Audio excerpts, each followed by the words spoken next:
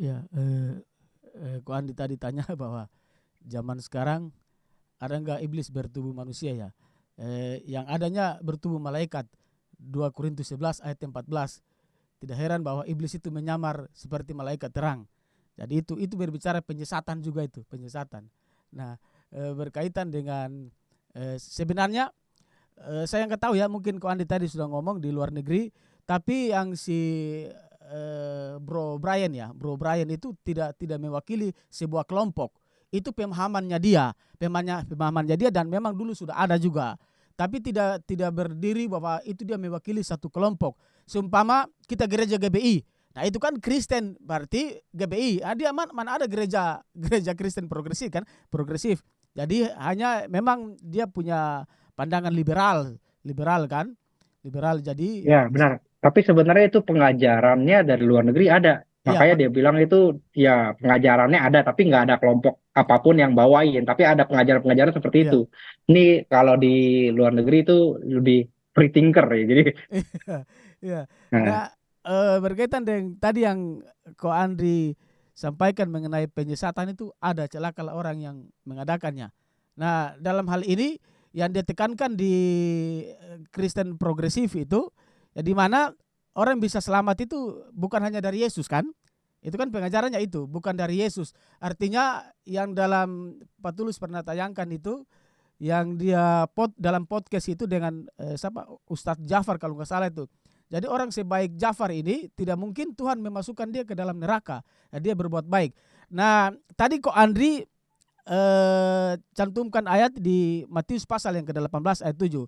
Nah, saya mau sedikit tunjukkan berkaitan dengan ini ya, sharing kita. Kita maju satu pasal 19.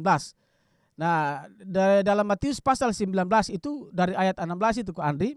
Di situ apakah memang benar yang dikatakan Kristen progresif itu benar adanya, dan kita buktikan saja lewat Alkitab, lewat kata Yesus. Nah, ketika di sini dalam Matius pasal 19, anak muda yang kaya itu bertanya tentang hidup yang kekal, Ko Andri. Hidup yang kekal, ya kan? Nah, ada seorang datang kepada Yesus dan berkata, "Guru, perbuatan baik apa yang harus kuperbuat untuk memperoleh hidup yang kekal?" Lagi-lagi hidup yang kekal. Sudah tepat dengan Kristen progresif. Katanya bisa selamat di luar Yesus kan? Bisa selamat dengan perbuatan baik dan sebagainya. Lalu Yesus berkata kepada anak muda ini, "Apakah engkau berkata tentang hal yang baik?" Lalu Yesus mengatakan, "Lakukan hukum Taurat," kan? Nah, isinya apa? Perbuatan baik, Andri. Isinya dari hukum Taurat itu yang Yesus bilang itu perbuatan baik. Jangan apa? Jangan membunuh, jangan berzina, jangan mencuri, jangan mengucapkan saksi dusta. Bukankah itu perbuatan baik? Lalu anak muda meresponi, "Semua sudah kulakukan." Apakah dia selamat? Yesus bilang, "Tidak, no, kau tidak selamat itu." Kau tidak selamat. Yesus bilang, "Ikutlah aku, kamu akan memperoleh hidup yang kekal." Apakah Kristen progresif bisa menjawab hal ini? Nah, jadi dia berasumsi di mana liberalisme kan, pandangan plural ya, sudah plural. Jadi masing-masing bisa cari selamat tanpa Yesus. Jadi artinya Kristen progresif dari ayat ini saja sudah patah sebenarnya. Sudah patah. Ini kita tunjukkan ayat ini di mana anak muda yang kaya itu ingin mencari hidup yang kekal, bertanya kepada Yesus.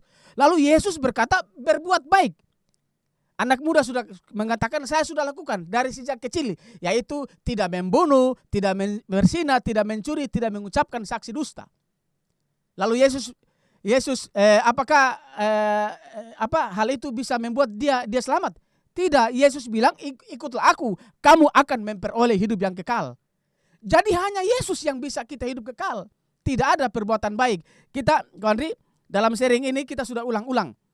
Kita sudah ulang-ulang, dan mungkin saya sekali lagi izinkan saya untuk angkat hal ini lagi. Sekali lagi ya. Ko Andri pada satu ketika berbuat kesalahan kriminal dan ditangkap polisi. Saya ulangi lagi ya, ditangkap polisi. Nah, Ko Andri seharusnya dijatuhkan hukuman penjara. Di dalam sidang, sementara sidang berjalan selama 3 bulan contohnya, Ko Andri berbuat baik di hakim dan polisi. Pertanyaan saya, apakah perbuatan baik Ko Andri bisa menyelamatkan? No. Tidak. Jadi ngaco Kristen progresif kan? Ngaco. Jadi perbuatan baik tidak dapat menyelamatkan. Hanya iman kepada Yesus itulah yang bisa menyelamatkan. Jadi benar ya Ko Andri tekankan pada saat ini, ya mungkin di ruangan kita sini aman. Bagaimana dengan orang-orang di luar anak muda yang dimana tidak tahu apa-apa, akhirnya dia, oh iya, tanpa Yesus juga kita selamat asal berbuat baik. Ya kan? Salah satunya yang dalam podcast itu dia katakan bahwa kitab suci kadangkala suka bertabrakan. Nah terus dia katakan lagi bahwa di perjanjian lama itu katanya Tuhan mengizinkan perkawinan seperti Salomo, seperti Daud. Wow, dia nggak tahu ada perintah, ada cerita. Itu cerita diceritakan bahwa hal-hal yang baik dan buruk diceritakan oleh Alkitab. Tapi itu bukan perintah. Apakah Tuhan memerintahkan menikah 1000? Kan tidak ada. Itu kan yang dia lakukan oknumnya sendiri kan. Tapi Tuhan buka semua rahasia. Rahasia firman Tuhan dibuka, mau benar mau tidak dibuka semua. Tapi untuk perintah tidak ada. Ya itu Ko Andri. Jadi itu sebagai landasan saya yang paling kuat itu, yaitu ini salah satu contoh bahwa anak muda yang kaya itu datang kepada Yesus. Dia mau tanya bahwa hidup yang kekal. Artinya berkaitan dengan Kristen progresif, di luar Yesus bisa menyelamatkan. No, dia lakukan hukum Taurat, yaitu ada berapa tadi? Itu hukum Taurat kan ada 2 kan? Disimpulkan hukum terhadap sesama, hukum terhadap Tuhan. Hukum terhadap sesama berkaitan dengan perbuatan baik. Nah, anak muda sudah melakukan perbuatan baik, tapi Yesus bilang tidak cukup di situ. Kamu harus ikut aku baru kamu bisa selamat, memperoleh hidup yang kekal. Ya, demikian untuk sementara. Terima kasih Ko Andri. Salam.